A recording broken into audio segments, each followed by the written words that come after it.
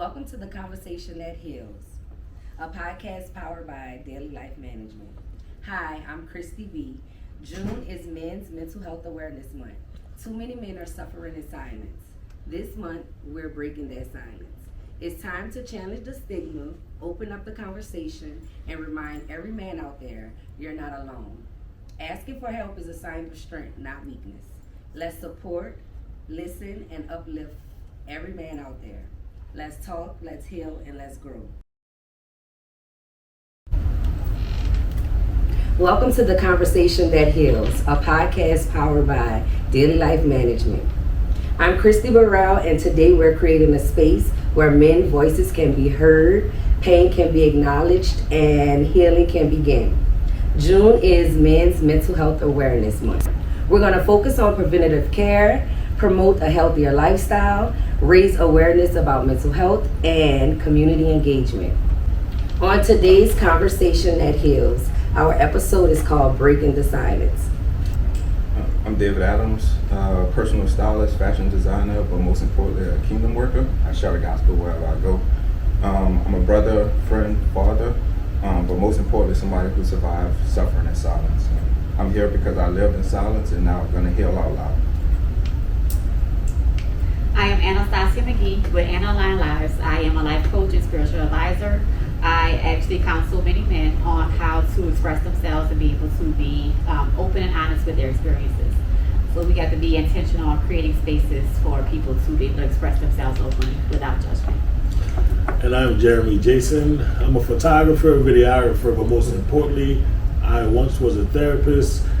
Previously worked in the reentry programs in the jail, helping a lot of men deal with their mental and emotional pain. Also helping them build resumes, teaching them how to express themselves and properly communicate before they got out of jail and back into society. And I am a survivor of all kinds of things that we all experience here in New Orleans, whether it's having friends die at a young age, verbal abuse, just being afraid to speak up because so many people in our neighborhood and community will judge us. So today, it is time for us to move forward and push past the pain, get all the skeletons out of the closet, and be better men. Thank you. So usually every day my business is Daily Life Management. I am a court-mandated program for batterer intervention, anger management, and domestic violence. We also serve parenting programs. I just wanted to flip the script, and instead of teaching men behind closed doors, I wanted to get out there and present something in a preventative way and get the awareness out there to support men and help lift them up. So let's dive straight into it. Let's get to what we're here for. We're here to talk about why the conversation is so hard for men. So let's start with the obvious. Why do you think that it's so difficult for men to open up about mental health? Various reasons why I think men struggle with just saying who they are. The people that they're around, their environment, sometimes that we just see being looked soft. Mm-hmm. And men just process inward, and they're so used to just saying that they're okay, and they're really not okay. So that really becomes a struggle. Then they just bottle a lot of things in for their entire life. They just hold on to it versus going to talk to someone. Right. What you saying that brings me back to once upon a time I heard someone say that it start young. When you fall, a lot of people tell boys, get up, it's you're not hurt, man up, stuff like that. Or stop crying when teenage boys or young boys are crying. Some people tell them, don't cry, that's for girls, you're not supposed to cry. Or even do you think that it's something that was brought through boys to be taught to shut up and shut down? Yeah, I think so, 100%. The main thing is, not crying, for example, right? We have a plethora of emotions. And if you're not crying, if you're not sad, then you're kind of shutting off some of your normal human emotions. Mm-hmm. And so it's like, what are you supposed to do with the rest of the energy that's supposed to go into those emotions? Well, there's anger, you can put more emotions in that. Right. You know what I'm saying? But if you're busy being angry, you can't be happy. Mm-hmm. And so a lot of us taught to shut down and not accept who we are. Because me, myself personally, I like to say that I'm more engaged with my emotions, but as a younger kid, I wasn't because you'd be judged. And I really didn't fit in with most guys that I played sports with because I just was more in touch with my emotions than they wasn't. But if I said that, then they would make sure that I knew. Put a stigma on you. Yeah, they called me all kind of soft and all kind of other names I'm not going to say. And so we taught to just suck it up and just stop crying because nobody cares. We don't want to hear all of that. And then you get older and you just hold that pain and that anger in, and then it's like you explode. And that explosion, that's most of the guys in jail. Right. They exploded because they didn't have a place to where they felt comfortable enough to express themselves. I find that with many of my clients, especially with the males that I've had, like even if when they express themselves, they just need a safe space. Right. It could be silly, it could be something that they feel like it isn't a big deal, but because they don't have the opportunity to be able to express themselves, it manifests into something that's negative typically. They become abusive or they become depressed. Right. You know, then you can't function well if you're depressed. So I find that because we have not been actively creating safe spaces for men to be able to express themselves, it has negatively manifested in all types of parameters in our community. I can relate that back. I can relate that back to my business. Everything that we do is court mandated, so these men are not just coming fill out for an intake because they are self-referred. A lot of these guys are court mandated, so they are being told that actually their life might depend on it.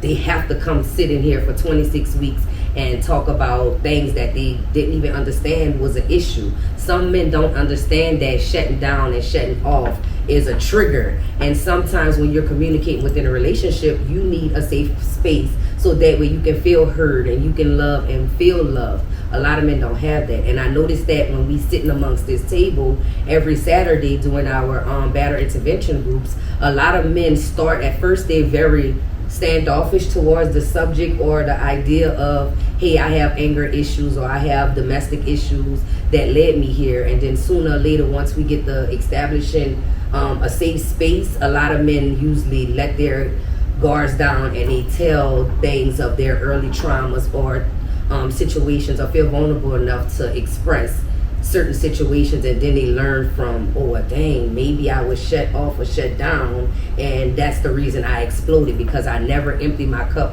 when it was getting full. I always just allow it to, my cup run it over, and then look where I end up at. So I think it's exactly what y'all saying about like safe space, and especially with that cup part about it.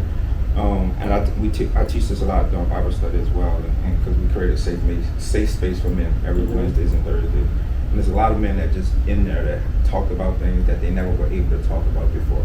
Because in society, it makes us, it's not okay to go talk to my homeboy, especially in New Orleans. Yeah. I'm gonna rip the piss out to you. I know you Don't talk about your bad. Every time they see you, bring it up. Yeah, They gonna bring it yeah. up. So you really don't never have that safe space. Right. And then when you go home, you gotta be the man of the house because the house is split up. Or you the older brother, or you the older cousin. You gotta look. Somebody looking up to you for something. Yeah. Somebody looking up to you. And I tell people all the time, it's just like you just doing this. Like if this was a Coke bottle, you're just shaking it up. It's gonna Just explode. shaking it up. But over years, this piece of top gonna deteriorate, and it's just gonna explode.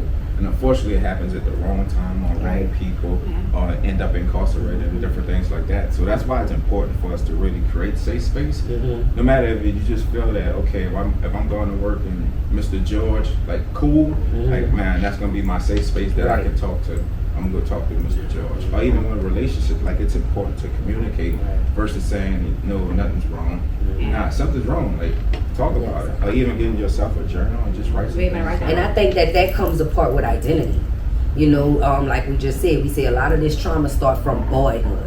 So if it started from boyhood, by the time you get to manhood, it's hard to truly create that identity of this man or this strong man when you grew up with no direction or no guidance. So it's hard for you to actually establish who you are as a man. But I think that that's something that's important though, but I feel like we have to challenge those societal norms. Like, we can't continue to think that it's okay for us not to be able to express ourselves. Like, we have to collectively, especially as my role as a woman, I have to put my listening ears on. It's not a judgment zone. Right. Like, and I feel like if we understood that role, and we understood that sometimes it's okay to be quiet and just listen. Right. You know, and no judgment. Like, it's just okay to be quiet. Like, you don't have to respond that's at all. that women and that's have something to- that women have to do. have Like, to that's my role understand for to me to just be support quiet men. and just Exactly. listen, because that's important. Because we have to start challenging those societal norms. Yes, I'm supposed to just pop off and say what I have to say because I'm a woman. I can say what I have to say. But as a man, you can't. That's not Right, okay. that's not okay. So in order for us to heal collectively, we have to challenge those, and that has to be intentional. Yes. Because everyone's responsible for the healing, Yes. especially when everybody's suffering.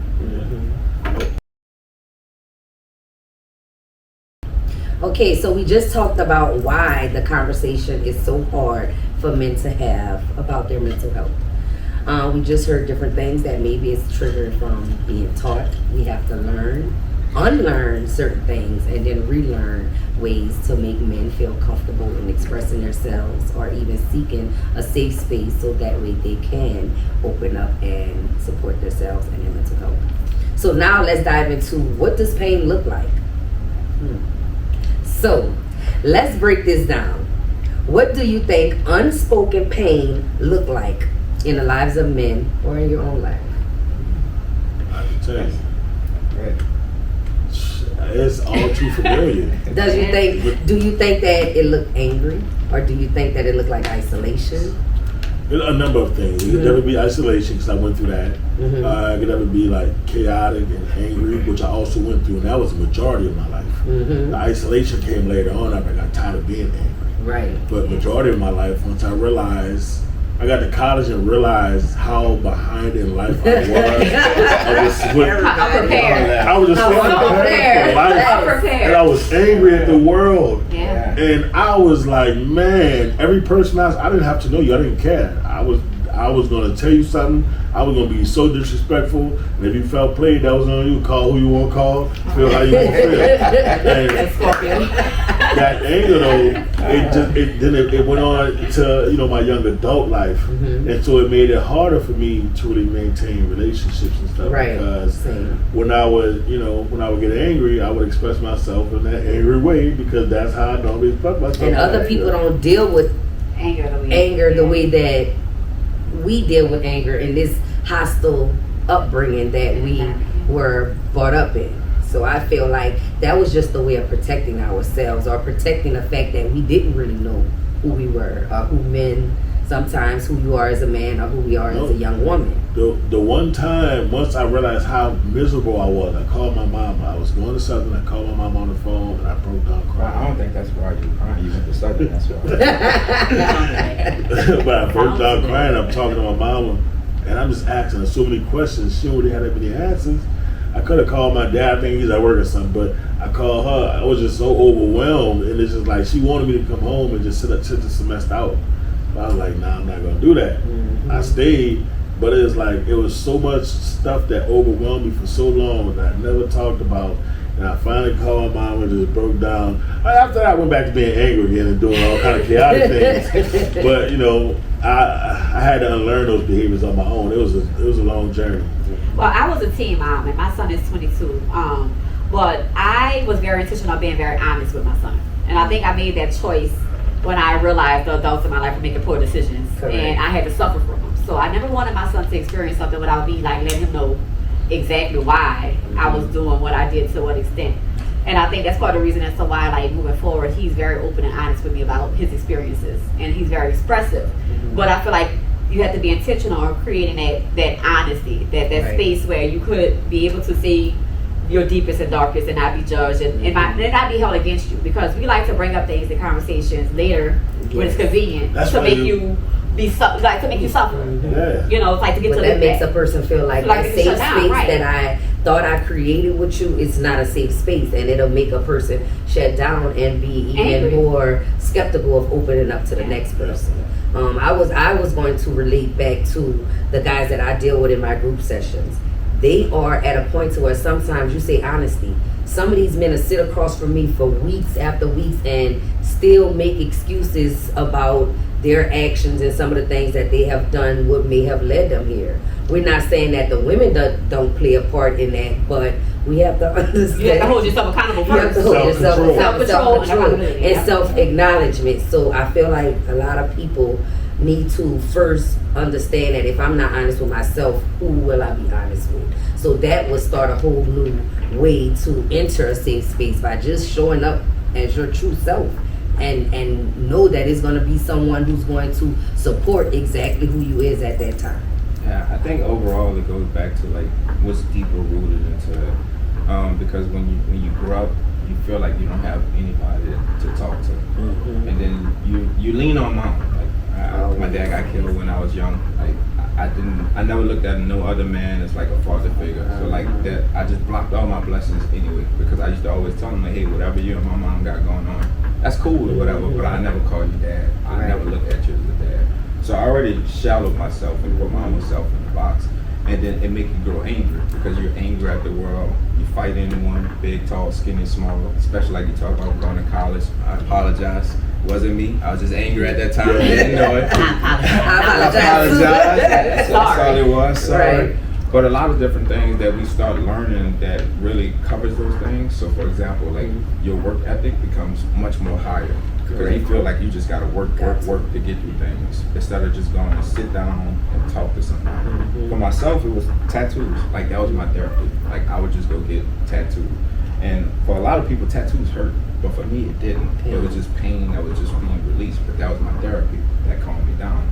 Then after that, like, you couldn't tell me nothing. Like if you wanted to fight, okay, let's fight.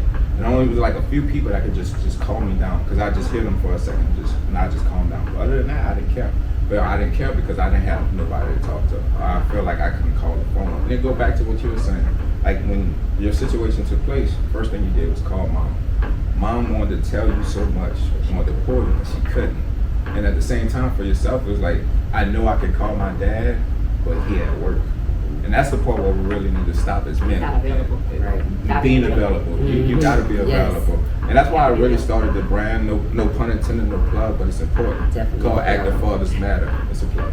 But you gotta be encouraged to step up, no matter if you're a dad or not. Like if you see a kid and you're angry and you familiar with that situation, talk to him. Because that's all he needs sometimes, is just somebody to talk So to. listen, yeah, it's somebody listen. Like it's okay to just listen with no feedback, and even ask the person before they start talking, like, do you want my feedback or do you just want to express yourself? Right. Because that's important. I feel like to set those boundaries, because we always want to give our advice or say what we want you to do. What most you people feel. don't even give You understand advice that? Like you don't even know your life out of order. So why are you talking? Just listen. Let me just get it off my chest, and that's important. But we have to be intentional on like creating those spaces, because women have it. We have it with each other. Man, women got it. We can call Men, you all don't, and that's so sad. And you wonder But why. honestly, I don't mean to cut y'all. Men actually do have it, but we only do it to a certain Certain extent. So you have certain groups of men too. A certain group of men. Certain Like, groups of okay, I men. know I can talk to them about this, Certain things, and I'm gonna right. talk to them only about this, because at the end of the day, I still got a little small trust issues. I don't trust Now, that they Everybody I else. can say I've cultivated relationships with 3 of my brothers. My parents got 7 kids, 5 boys, 2 girls. But 3 of my brothers and 2 friends. I can literally say anything. And when I tell you anything, they wouldn't care. They ain't gonna judge me. They're gonna try to talk to me and help me through it. And But that's all a part of healing. So that brings us back to healthy is manly. I'm gonna get advice from the guy eating on it.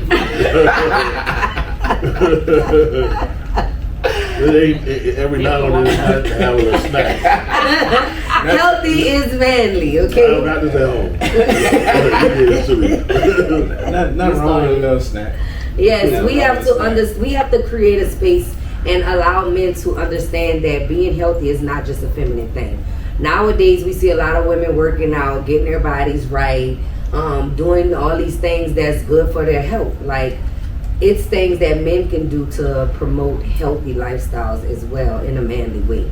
Because self-love is like where you start off everything. Like if you're not taking care of yourself, you can't take care of anything else. So Correct. You have to love yourself first. Mm-hmm. It's okay to be selfish and put yourself first, Right. because you can't function without loving you. Mm-hmm. That's what I have to like bring that to my clients, because they always are pushed to be providers and do this and do that. But they don't take the time for themselves, and that's where, you don't meet those marks that you want to meet. I'm gonna go a little deeper than that though, because it really, for men, I'm gonna go deeper than that for men. For men, it really needs to identify what love truly is, and what love truly look like, and what love truly feel like.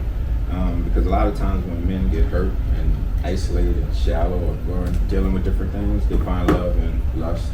Yeah. Definitely dealing with different That's the main one. Like they find love in alcoholism. They find love in weed. They find love in overworking, like that. That's really one of the main causes of men Being productive, make you just feel like you're you're worth being something. productive. Yeah, Mhm. but truly, like just slowing down for a second and really truly finding like what love truly is. Then that's when you're able to really love yourself. Correct. And then after that, you get into those healthy habits. So we're really getting into like routines. And I tell a lot of people all the time, and they think I'm joking. Like, and you can call me. starts it. Yeah, you can call me at 4:30 in the morning. Like 4:30 in the morning, I'm up. And what I'm doing while I'm up, I'm either reading my Bible, worshiping God, or going to work out, because that's my time to myself, and that's truly important for me. And then additional to that, just go and take walks. Like, it's okay to take a walk. Like, you ain't gotta go to the gym, you ain't gotta run. Just go walk. Walk by some water, walk by a park, sit in the park, write yourself something in the journal. Like, talk to yourself, but don't answer yourself. Correct. Then that's when you create. Because sometimes you just gotta get that out. Because a lot of times, what men feel like, well, I don't have no one to talk to. Okay, get your notebook, write it down, and then read it back to yourself. And now you'll see how yourself actually sound, Right. and what you need to work on. And then from there, That's power. like, go to therapy, man. Like, Yes. like go to therapy. Like, it's okay to sit on somebody's couch and talk about it, because you deal with things that you don't even know that you're dealing with, and it's okay to go to therapy. And sometimes you have to say it out loud. Like, you have to say it out loud to someone else so you could really hear yourself. Yeah. And I want to bring that back to, I'm not going to always just take it back to the clients that sit across from me, because they actually pain. They've been through something, and this is a consequence. I want to talk about from my educating side. I teach ninth grade. I teach ninth grade English. I have so many young boys, so we're going to try to build that bridge and the connection between boyhood to manhood. Like, I have a lot of teenage boys that shut down, act out, do all these different things because they don't feel safe enough to be vulnerable, or just to be able to express their needs at the moment, or ask for assistance for certain things that they need to make them feel successful throughout the day. And that's a huge problem on why so many boys that didn't program themselves to just shut up and shut down, it trans over to men, and now they're in relationships, now they're on jobs, now they're in these different environments, and they don't know how to function as a man because they didn't know how to function as a boy. And I feel like even with education, like being able the power of being able to regulate your emotions. Mm-hmm. It's okay to feel what you feel. Right. It's just you can't let it stay too long. Mm-hmm. And that's why like you have to communicate that. Don't let it stay too long. Right. You know, you can feel what you feel. It's okay to feel it, but don't allow it to rule everything that you do and how you function, because that's when it goes left. Right. Now, I do want to see what you say about regulating emotions. Some men know how to regulate emotions because they know if they don't, they might get punched in their face by another man. That's Right. when the regulation of emotions Yeah, gonna come that's where it around. starts usually. Yeah. That's what's going to start. You got to respect the existence of this other man, because that physical Yeah, that's threat important. is Right. always there. So not having that ability to regulate your emotions could really end you up in a situation where you know Yes. loss of life, in the hospital, and it's kind of like, I just watched a video the other day. This man couldn't regulate his emotions. He went to jail. His brother approached the police officer and asked him, and told him, man, you put my brother in jail. He was feeding the whole family. He was taking care of all of us. There's 25 of us. He's paying blah, blah, X, Y, and Z. She's like, well, what did he do? What's his name? She told him. She was like, he was selling drugs, right? And he did X, Y, and Z, right? Yeah, well, isn't that what people go in and know how to control themselves? Yeah, but he was holding the family down. Right. And so, as a consequence, because they're not knowing how to regulate his emotions, you in jail. Right. People probably going to get kicked out of their apartments, and cell phones, gas, car notes, everything. 25 people depending on one man. And then that's where the pressure comes in. Because if I'm taking care of 25 people and no one taught me how to be this man, this provider, this head of household, I never had a good example. like what? Like that is a lot of pressure to come on men. That's why some men are just lost out here, and they're not passing things down to their children. They have kids, and it's just a cycle that's repeating itself. Because okay, soon enough you have to be able to turn. Okay, I know that when I was a kid, we didn't have, so that forced me to want to man up or jump off the porch or become this man that can help their parents out. Okay, what's going to happen when now you're a man and used to be seeking a support system? You can't be that same guy that only regulates your emotions when you faced in front of another person who could maybe beat you. You have to learn how to regulate your emotions when you're in front of a partner, when you're in front of a boss, when you're in front of another businessman, your child. Like, you have to learn how to regulate your emotions in every single environment. And I think so many men just give up. You know Before the they biggest problem try. is? The biggest problem is, depending on how early they had to start being responsible for other Yeah. people, that's when their brain stops developing. Because you go from being a child to a To grown that man, part. and then so whatever With no thing. No support. your communication skills might have stopped Still at be right here. 15 or Yeah. 14 when you jumped off the porch, and so now you're 30 years old, still communicating like you're 14 because that's when you had to learn how to be a man. Right. You know what I'm saying? So that's like one of the That's biggest things that exists out right now. A lot of these guys, I remember, matter of fact, we taught at the same school together. Right. I used to teach 9th grade world geography. Then there's one kid, I cannot remember his name, but he could not read to save his life. I think he was on the 4th grade reading level. And I talked to his mom, she's like, oh, you know, he have a reading disability. After working with him for a while, doing therapy sessions with kids, I was like, the kid don't got no reading, no learning disability. He just need help. Right. And Support. he would never want to participate. He was always angry. I hated seeing this kid in my class. Because every day he gonna come in there, he gonna cause chaos. Yes. He gonna put his head down and try to sleep.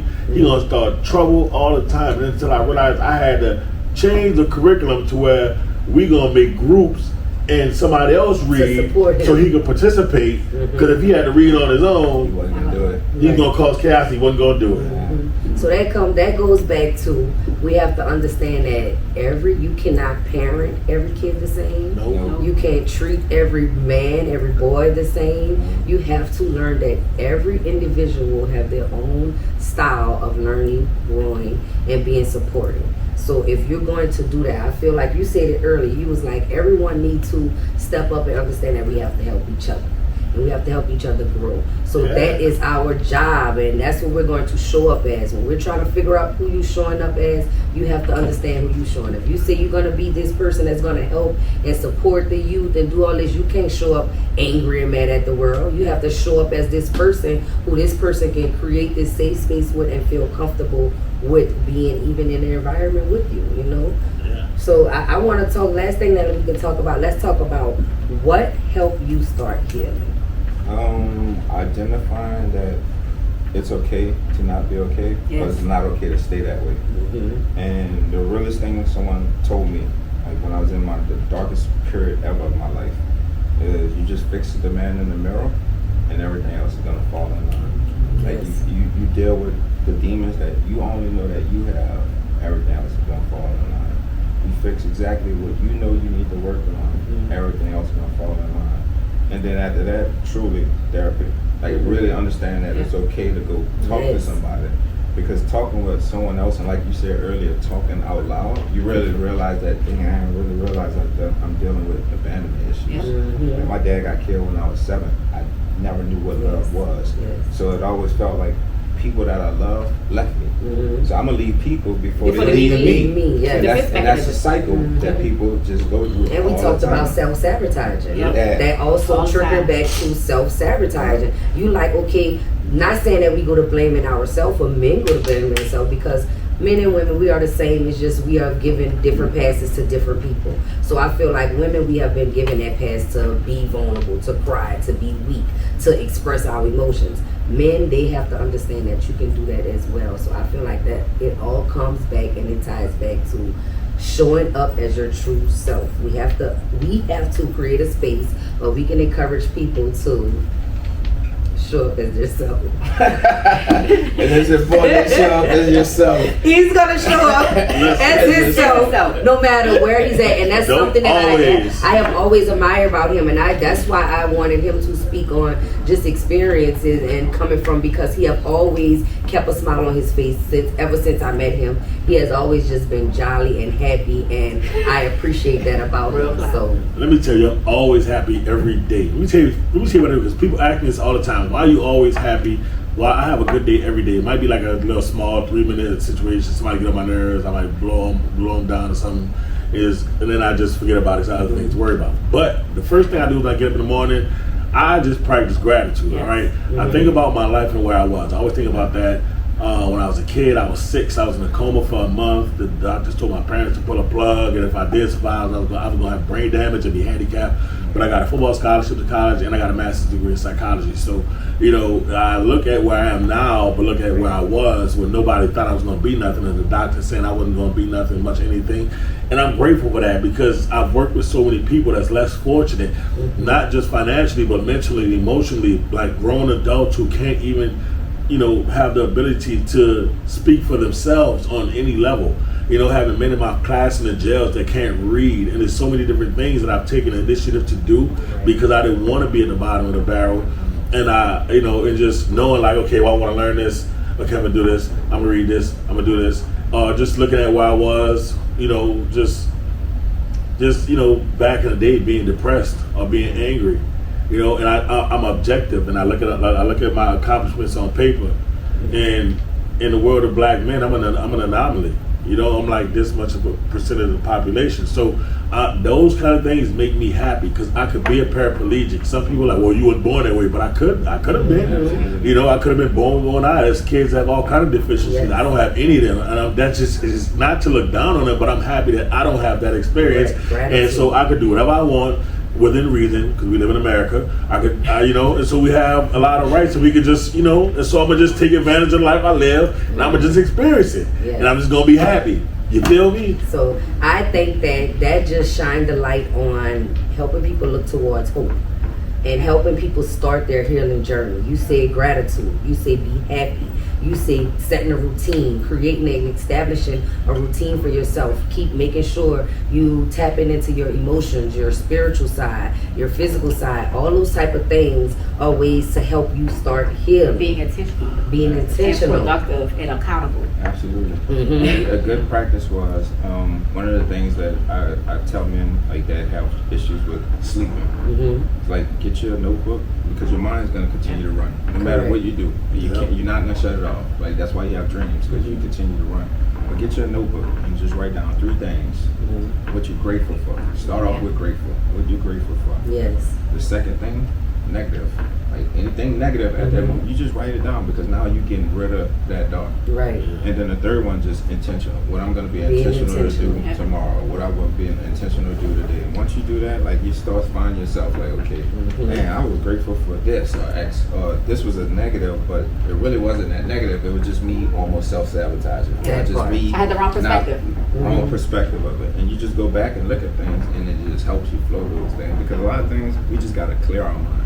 We just take so much in all the time. Pressure, society, gotta be a man, gotta do this, gotta show up this way, gotta be a brother, gotta be a father, gotta be a mom and a dad situation. Have to take care of things. Did I text this message? Did I pay this bill? And your mind just continues to just go. So with that being said, I just would like to say to every man out there listening, your story matters. Your pain is valid, and and healing is possible. It's time to begin this journey, and just make sure you tap in with yourself, like in the mornings, in the evenings, and at night. Just make sure you empty in that cup, and not just every day allowing it to pour and pour and pour without pouring out, because sooner or later you will explode or you will feel lost. And that's a big thing. A lot of men are in this world right now lost. And in reality, they're not just lost, they just haven't found their way yet. So let's help and be supportive to each and every man that we know out there. Let's create safe spaces. Just allow them to have those 5 minutes of venting. You know what I'm saying? Like, let's do it. Let's encourage that. So I just want to thank anybody. If you have any closing remarks, if you have anything to say, let's do that. I do. And it's not a plug for like Instagram or none of that. Like, this is true. Like if you up at 4:30 in the morning and you need somebody to talk to and you can't talk to somebody, like at @human_. Like I'm up all the time. You can call me if you don't feel like you don't have nobody to call. You need somebody to call out the day. Just reach out to me because it starts with somewhere. Like you gotta start somewhere. And sometimes you feel like, okay, I can't go talk to them because they know my past or they're biased or anything like that. Just start somewhere. Look, you can't call me anytime of the hour. I sleep apnea. I'll be passing out sometimes. So most of the time I'll sit down. I'm surprised I didn't fall asleep out during this show. He definitely do. I got sleep apnea for real. I got a breathing machine and everything. I did sleep study. But I'm gonna tell you one thing that I really do is that helps me a lot. I go on YouTube and I type in motivational videos. And there's a whole bunch of them, and it's every topic you could think of. And you have videos of Will Smith, T.D. Jakes, Jordan Peterson. It's a number of people on there talking, and you can find whatever kind of video you need for that kind of motivation you need for the day. Some videos for an hour. I listen to them, and then people are like, oh man, this is you. Yeah, man, like that's what I do. I listen to this in the morning. You know what I'm saying? I went to City Park in the morning. It was hot as I don't know what. I had that Sound top on. I don't care. I'm tired of being bad built. I'm trying to So, you know, but that video is just so objective. You know what I'm saying? And so it forces me to reflect on myself, and what I'm really doing is like, you know what, bro? Don't be lazy. You work for yourself. You got time to go to work out. You can go in the gym, whether it's a guy air conditioner, but what's going to be the fastest way for you to lose weight? And can you do it in a healthy way outside? Yeah, I can. Okay, well, go do that. Go do that. It's and that's free. what I do. A lot of these things are free. Yes. If you're looking for different habits, trying to create or reestablish habits for yourself, it's a lot of free resources and tools out there. You just have to find what works for you. Any closing remarks? I would say just be intentional and start with gratitude, and make sure that you are if you have time for other people, have time for yourself, and create that time for yourself to be able to sit in solitude, get someone to talk to, and be intentional. Last thing, don't suffer in silence. Don't suffer in silence. Don't suffer in silence. Talk to someone. Talk to someone. Well, thank you. This episode of Conversations That Heal is brought to you by Daily Life Management. For resources, supports, and group information, please visit us at our website, www.dailylifemanagement.com. And you can also check us out on Instagram and YouTube at Daily Life Management. And we're here. If you need anything, don't be afraid to create that space for yourself. Find those people. I say 3 people. Find you 3 people that you know you can depend on. You don't need to tell 10. That's too many. 3 will be a good enough number, so that way if one not available, you have another one. Get you those 3 people and make sure those are the only people you telling your stuff to, because this needs to be confidential. Everything that takes place in our groups every week is confidential. It's no one that can call in and ask about your status or anything that you have going on. We are here for you and you only. So thank you for checking out Conversations That Heal. We will be back with another one. Have a good day. Until next time.